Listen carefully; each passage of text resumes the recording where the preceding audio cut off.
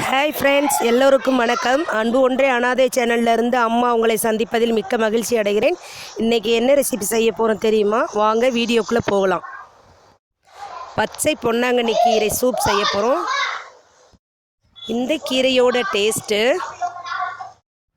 அப்படியே டிட்டோவாக நாட்டுக்கோழி சூப் மாதிரியே இருக்குங்க. நீங்கள் செய்து பார்த்தீங்கன்னா உங்களுக்கே தெரியும். ரொம்ப ரொம்ப டேஸ்டியான சூப்பு. அதுக்கு தேவையான பொருள்,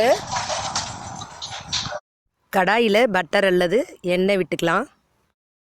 இஞ்சி, வெள்ளைப்பூடு, மிளகு, பச்சை மிளகாய், வெங்காயம், சீரகம், சோம்பு, கருவேப்பிலை, பட்டை, கிராம்பு, மஞ்சத்தூள், ஸ்டாரு, பூவு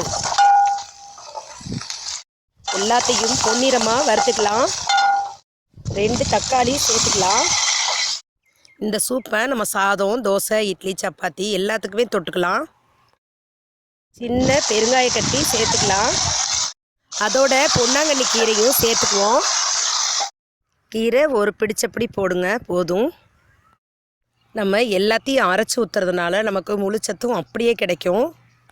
குழந்தைகளுக்கு இந்த சூப்பை ஊற்றி நெய் விட்டு ஊட்டி விடுங்க, நல்லா சாப்பிடுவாங்க. நல்லா வதங்கிருச்சு. இதை இப்போ ஆற வச்சுட்டு மிக்ஸி ஜாரில் போட்டு அரைச்சிக்கலாம். நம்ம இட்லி தோசைக்கு வேணும்னா கெட்டியாக கூட வச்சுக்கலாம், தண்ணி குறைச்சி ஊற்றிக்கலாம். அரைச்ச விழுதை குக்கரில் மாற்றிக்கலாம். தேவையான அளவு தண்ணி விட்டுக்கலாம்.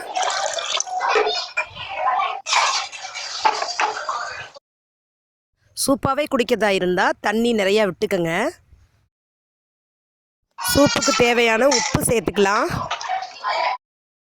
இப்போ குக்கரை மூடி விசில் வச்சிடலாம்.